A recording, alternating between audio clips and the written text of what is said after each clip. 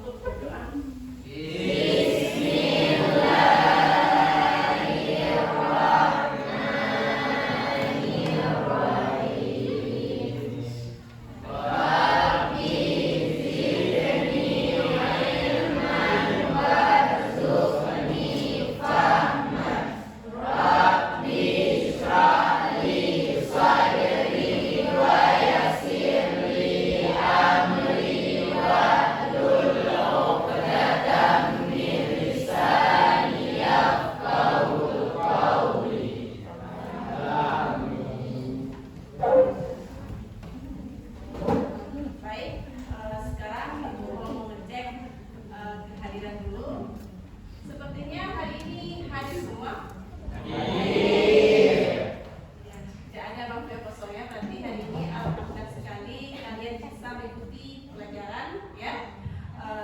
Semuanya itu hadir.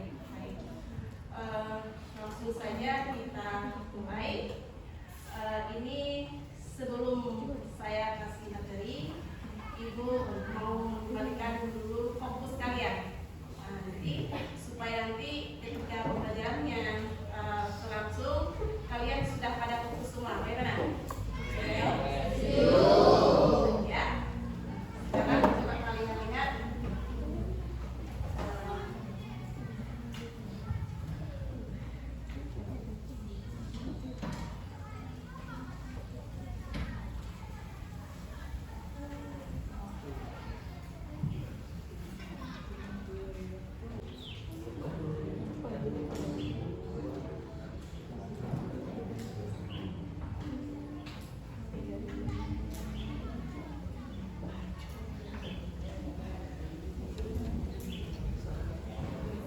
Dan coba ikuti sebagaimana yang sudah kalian lihat di fokus. Ikuti, didengar, dan dilakukan. Ya. Duduk senyamannya kalian. Coba duduk. Bagaimana posisi yang kalian nyaman. Bisa menaikkan kakinya, tangannya duduk. Mungkin seperti gambar. Terdengarkan suaranya?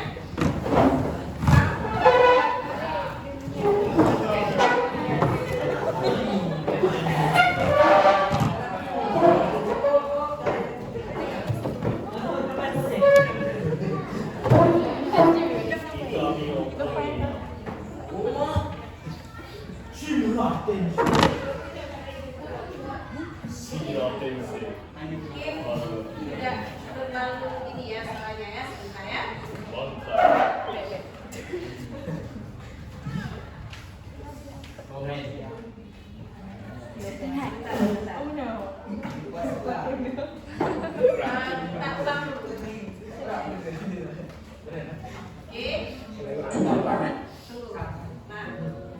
Kalian dengar, amati nafas dan amati perasaan ya, pikiran senyamannya dan kalian lakukan bagaimana? kembali aktivitas. Mari kita stop sejenak dari kegiatan apapun yang dilakukan saat ini. Mari istirahatkan sejenak fisik dan mental selama kurang lebih 3 menit saja. Sebelum mulai,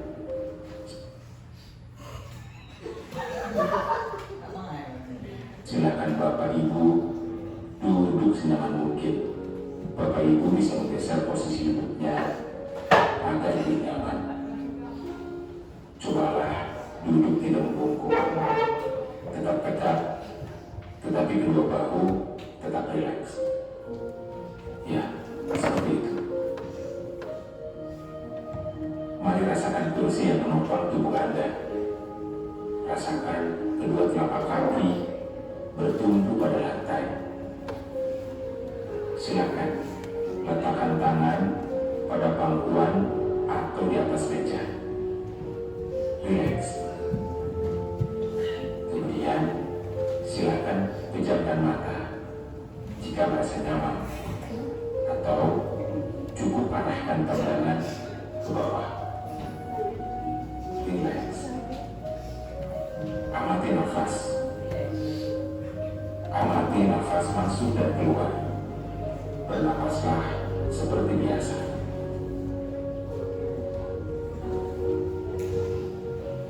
Saat bernapas, rasakan udara masuk dan keluar melalui lubang hidung. Rasakan abdomen yang turun naik saat bernapas.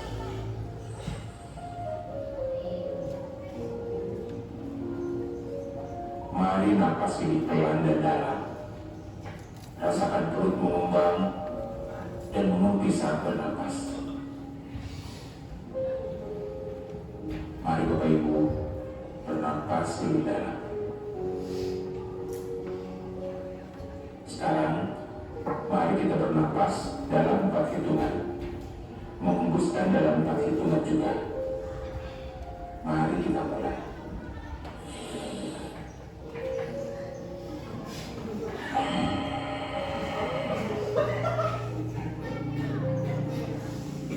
Amati tubuh yang terasa lebih rileks saat mengeluarkan napas. Mulai dari otot wajah, sekitar dahi, kelopak mata, pipi, rahang, dan dagu. Kemudian kedua bahu, lengan atas, dan jari jemari Anda. Amati nafas yang lebih tenang dan pelan. Amati perasaan Anda saat ini. Tarik nafas, tahan 4 detik, keluarkan dalam 4 detik. Amati pikiran Anda saat ini. Apakah yang Anda pikirkan saat ini? Apakah pilihan yang akan Anda lakukan setelah ini?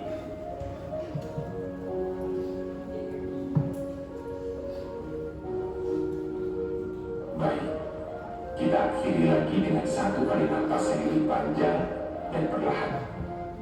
Mari kita hitung dalam hitungan 5 untuk menarik napas dan 5 hitungan juga untuk membuang napas. Mari kita mulai.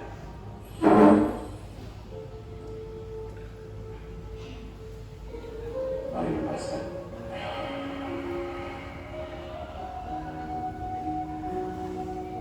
Ya Bapak Ibu, silakan lanjutkan kembali kegiatan dengan membawa perasaan yang lebih tenang, pikiran yang lebih fokus, dan tubuh yang lebih rileks. Terima kasih. Kasih. Baik, jadi biasanya ya mengembalikan fokusnya. Nah, Ibu mau bertanya ini, kira-kira setelah kalian lakukan teknik stop tadi, bagaimana perasaannya? Bagaimana Zarina? Lega, iya. Kemudian Intan bagaimana? Tenang, ya. Yang lain? Artinya lebih rileks, ya. Itu sudah kembalikan fokusnya. Nah, jadi ke depan, ya, kalau memang kalian mulai merasa jenuh, mungkin sedikit bosan, nah bisa kalian lakukan teknik tersebut, ya. Nah, tekniknya itu terserah bagaimana nyamannya kalian. Ya, intinya kita untuk mengembalikan konsentrasi kita agar kita tidak merasa lelah, ya, supaya lebih rileks. Jadi gunakan teknik tersebut. Baik, langsung saja kita mulai ke dalam materi, ya. Jadi minggu depan kita sudah mempelajari tentang materi yaitu wakaf, ya. Nah, jadi sebelum kita lanjut ini, saya ingin bertanya dulu kepada kalian. Ini sebagai pertanyaan pemantik dari saya. Pertanyaannya, ya, gini, manusia itu kan diciptakan berpasang-pasangan. Tentunya ada laki-laki dan juga perempuan. Jadi berdasarkan syariat Islam, ya, antara laki-laki dan perempuan itu harus menjaga jarak, ya kan? Nah, namun ada juga yang bisa kita menyatukan antara laki-laki dan perempuan tersebut. Nah, pertanyaannya, bagaimana cara, ya, supaya laki-laki itu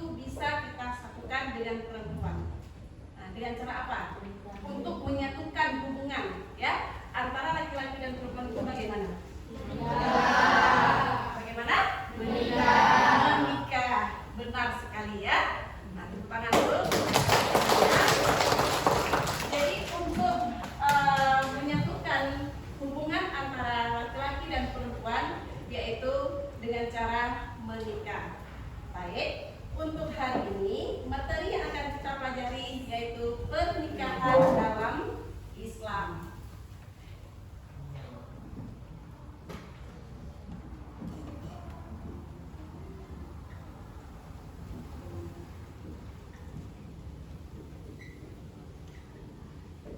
Apa materinya?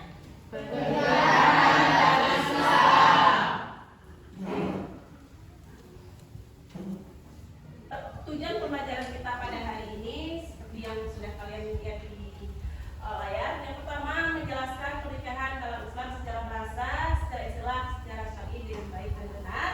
Kemudian menguraikan dalil Al-Quran dan hadis tentang pernikahan dalam Islam dengan baik dan benar. Terus menelaah tujuan pernikahan dalam Islam sesuai dengan dalil Al-Quran dan hadis. Kemudian menganalisis hukum-hukum pernikahan dalam Islam. Dan yang terakhir, menganalisis rukun dan syarat-syarat pernikahan dengan baik dan benar. Nah, sekarang perhatikan semuanya. Ini merupakan layar di fokus yang saya tayangkan. Inilah materi yang akan kita pelajari hari ini. Yang pertama yaitu ada arti pernikahan. Nah, arti pernikahan sebagaimana yang terdapat di sini yaitu pernikahan adalah sebuah akad yang sangat kuat ataupun misaqah untuk mentaati perintah Allah dan melaksanakannya merupakan sebuah ibadah. Itu yang dinamakan dengan arti pernikahan dalam Islam. Nah, kemudian dalam pernikahan ini ada yang namanya rukun sebagaimana yang tadi kita sebutkan dalam tujuannya ya. Kemudian ada hukum, kemudian ada jenis-jenis dan lain sebagainya. Nah.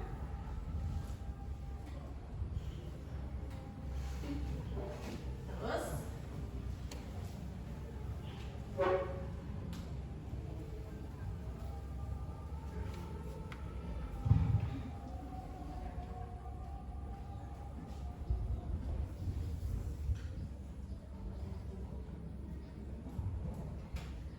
berikutnya silahkan disimak video yang sudah saya putar. Assalamualaikum warahmatullahi wabarakatuh. Dengan saya Salia, guru SMA Negeri 1 Muhammadiyah, mengajar bidang studi pendidikan agama Islam. Dan pada kesempatan ini saya akan memaparkan sebuah materi yang berjudul pernikahan dalam Islam. Semoga materi ini bisa bermanfaat bagi kita ini. Pengertian nikah. Pernikahan atau nikah berasal dari bahasa Arab an-nikah. Nikah secara harfiah artinya himpunan atau ad-dami, kumpulan atau al-jamu atau hubungan intim. Secara geografi, kata an-nikah digunakan untuk merujuk makna akad, sedangkan kualitatif ia merujuk pada makna hubungan intim. Pernikahan atau nikah memiliki sinonim yaitu kawin atau zawaj yang bermakna persambungan. Menurut Undang-Undang Nomor 1 Tahun 1974 Pasal 1 dijelaskan bahwa pernikahan merupakan ikatan antara seorang wanita dan seorang pria sebagai suami istri dengan tujuan membentuk keluarga atau rumah tangga yang bahagia dan kekal berdasarkan ketuhanan yang Maha Esa. Salah satu dalil yang menyatakan tentang nikah terdapat dalam surah An-Nisa ayat 1 yang berbunyi Bismillahirrahmanirrahim. Ya ayuhan nasu taqu rabbukum allazi khalaqakum min nafsin wahidatin wa khalaqa minha zawjaha wa baisan minhuma rijalun katsiran wa nisa'u wattaqullaha allazi tasa'aluna bihi wa arhamu inna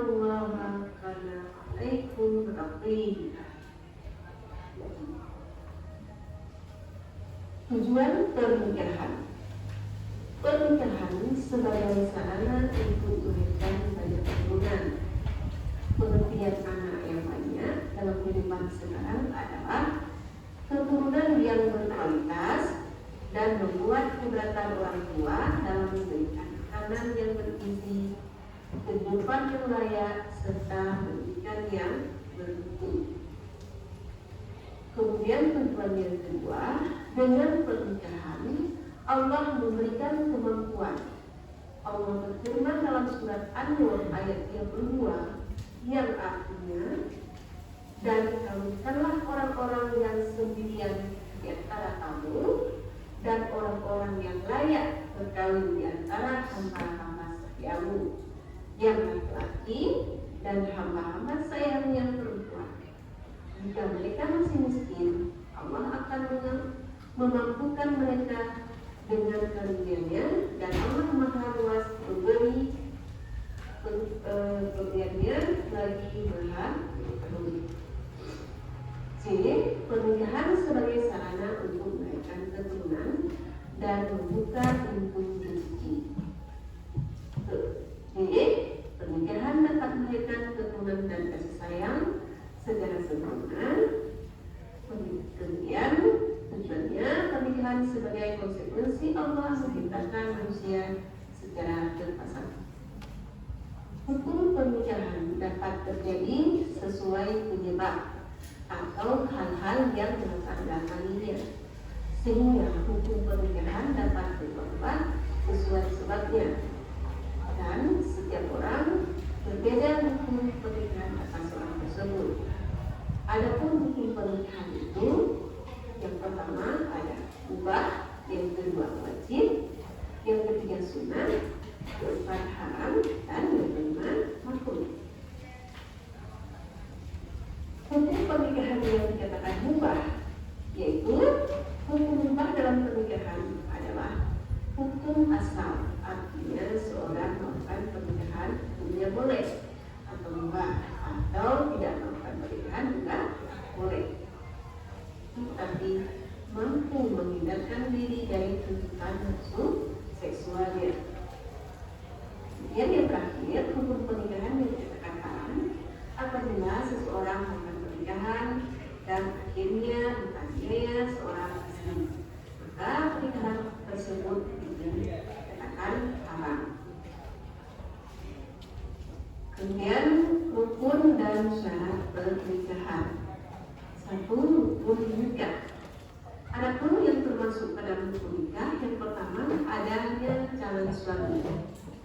Calon suami yang sah melaksanakan nikah adalah apabila calon suami memenuhi persyaratan, yaitu yang pertama Islam, yang kedua balik, yang ketiga akal, keempat sehat jasmani dan rohani, kelima laki-laki sejati, dan keenam berumur minimal 21 tahun menurut Undang-Undang Nomor 1 Tahun 1974. Calon istri. Ada beberapa syarat perempuan yang sah menjadi sebagai calon istri, yaitu 1. Islam, 2. Berakal, 3. Sehat jasmani dan rohani, 5. Perempuan sejati, 6. Berumur minimal 19 tahun menurut Undang-Undang Nomor 1 Tahun 1970 Peraturan Syariah dan berikut. Yang pertama bapak kandung, kedua kakek, ketiga saudara kandung laki-laki, keempat saudara laki-laki, 5. Saudara kandung laki-laki atau keponakan, keenam anak saudara tiri laki-laki, 7. Paman atau pihak bapak, 8. Anak laki-laki dari paman atau sepupu, dan yang ke-9 yaitu hakim. Kemudian syarat pernikahan dari calon suami. Syarat hijab, yang pertama menggunakan bahasa yang jelas, kedua menggunakan kata an-nikah atau zawaj tukar, ketiga tidak boleh menggunakan kata sindiran atau kiasan, yang keempat diucapkan langsung oleh wali atau wakilnya, yang kelima tidak dibatasi dengan waktu tentu. Sedangkan syarat kabul dalam ijab juga harus menggunakan bahasa yang jelas, menjawab pertanyaan yang tepat dan jelas, bukan merupakan kesendirian, dilafalkan oleh calon suami dan tidak mensyaratkan dengan sesuatu yang mengikat. Selanjutnya, mahram. Mahram ada. Baik, sampai di sini dulu materi kita. Berarti tadi sudah ada pengertian nikah, ya. Kemudian setelah pengertian ada lagi yaitu dalil tentang pernikahan yang terdapat dalam surat An-Nisa, ya. Kemudian ada hukum pernikahan, di mana hukum tersebut ada 5. Yang pertama ada mubah, kemudian ada wajib, haram, sunat, dan makruh. Kemudian di dalamnya itu juga ada rukun pernikahan, ya. Jadi sahnya sebuah pernikahan itu apabila sesuai dengan syarat dan ketentuan, artinya kita memenuhi rukun-rukunnya. Baik, berdasarkan materi yang barusan kalian lihat, ya, kira-kira ada yang ingin bertanya? Ada? Tidak ada? Nah, baik, kalau memang tidak ada, sekarang kita buat kelompok, ya. Ini kelompok kita bagi atas 4 kelompok. Nah, saya hitung saja nomornya. Berarti yang saya tunjuk nomor 1 berarti kelompok 1 dan seterusnya. Paham? Paham, ya? Jadi ini sudah saya mulai hitung 1, 2, 3, 4. 1, 2, 3, 4. 1, 2, 3, 4. 1, 2, 3, 4. 1, 2, 3, 4. 1, 2, 3, 4. 1, 2, 3, 4, 1. Oke? Jadi silakan duduk sesuai dengan kelompok yang sudah saya berikan.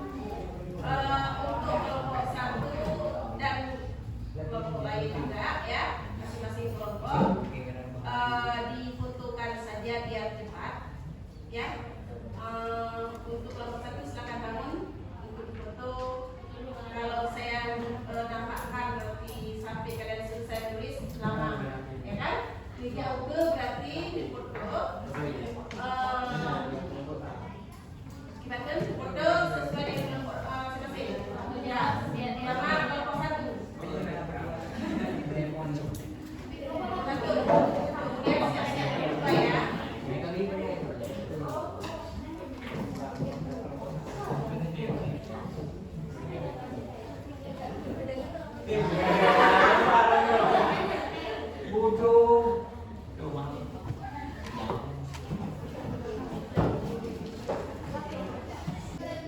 Amirul Ridwan. Assalamualaikum warahmatullahi wabarakatuh.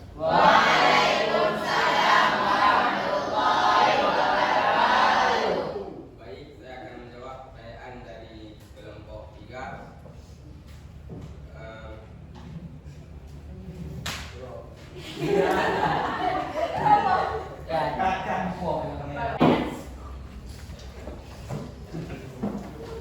Assalamualaikum warahmatullahi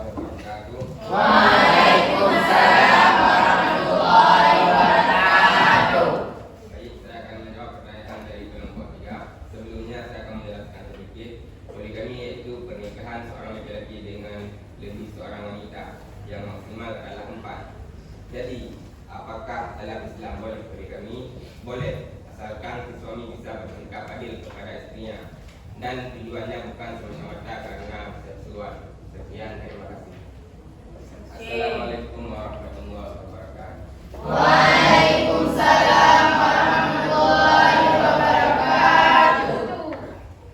Baik, jadi bagaimana kelompok 3? Jawaban yang diberikan oleh kelompok 1 bisa diterima? Bisa. Berarti dalam Islam itu boleh poligami asal bisa berlaku adil ya. Kasih aplaus dulu untuk kelompok. Langsung saja kita persilakan kelompok mana tadi? Kelompok 4. Baik, kita persilakan kelompok 4. Silakan. Assalamualaikum warahmatullahi wabarakatuh. Waalaikumsalam warahmatullahi wabarakatuh. Perkenalkan, nama saya Ulfa Bila. Saya perwakilan dari kelompok 4 ingin mempresentasikan hasil diskusi kami tentang rukun nikah. Rukun dan syarat nikah. Yang pertama, calon suami harus Islam, balik, berakal, sehat jasmani dan rohani.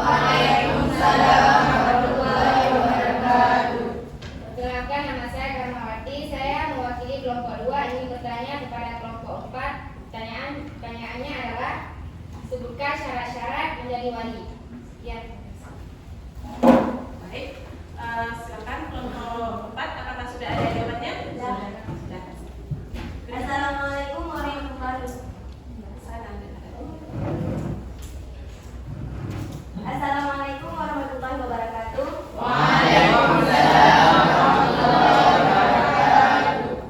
Saya ingin menjawab pertanyaan dari kelompok 2. Wali calon suami adalah Islam, balik, berakar, merdeka, dan haji.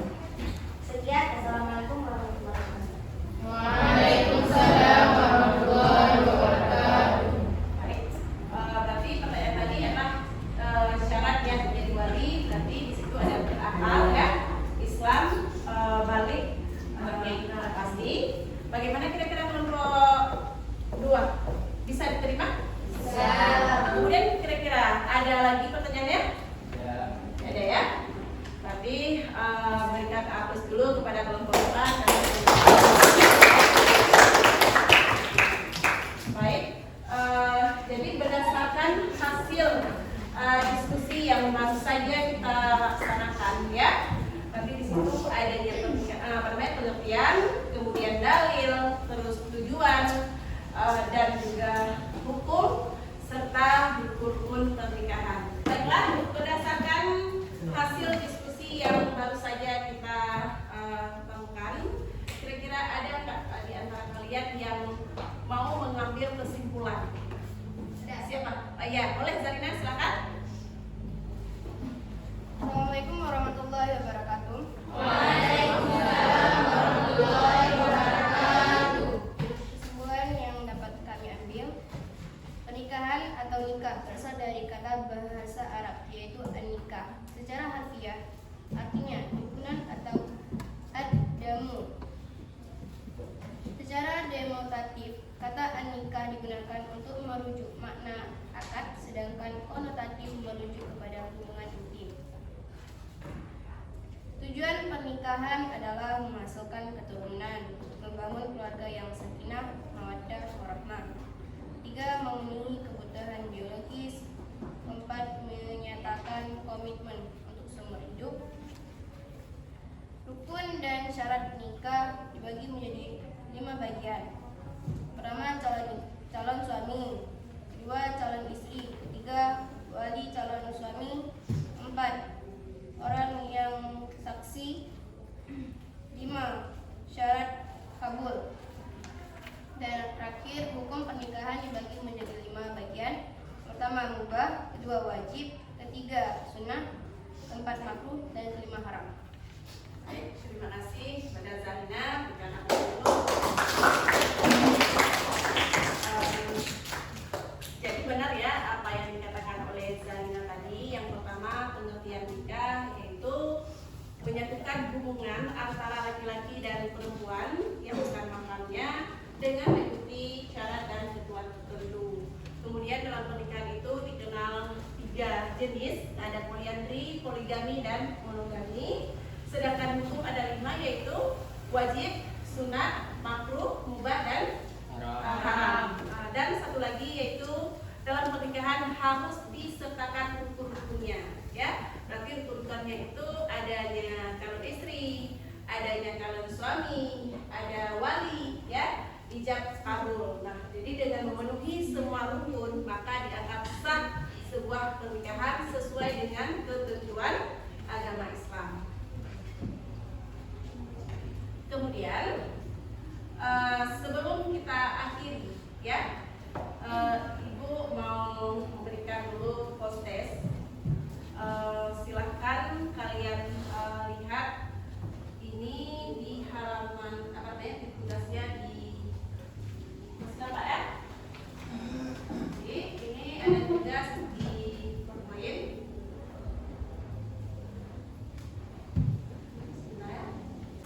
Baiklah, selanjutnya Ibu akan memberikan post test ya.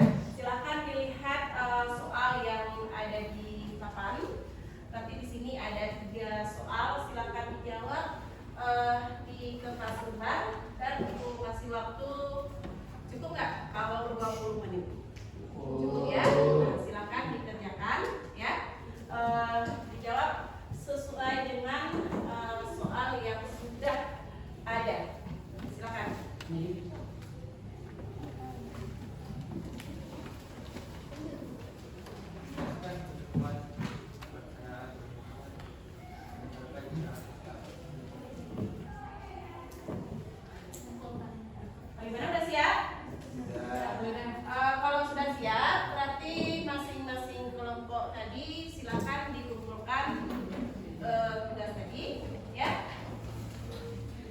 Silakan dikumpulkan kembali ke meja.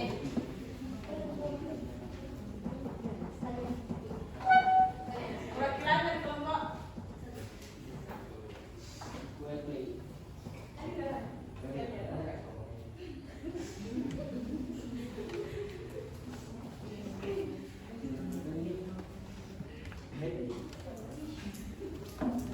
Selanjutnya, Ibu ingin bertanya, ya. Jadi untuk pembelajaran hari ini kita cukup sampai di sini.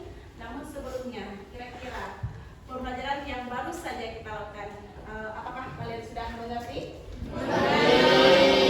Ada yang ingin ditanyakan mungkin? Ya.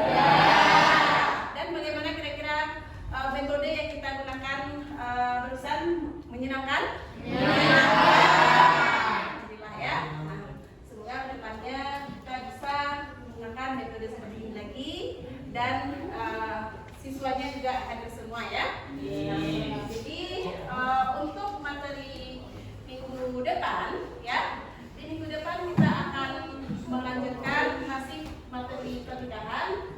Berarti untuk yang hari ini tentang pengertian pernikahan, untuk minggu depan kita akan mempelajari tentang hak dan kewajiban suami istri. Ya, silakan kalian mengumpulkan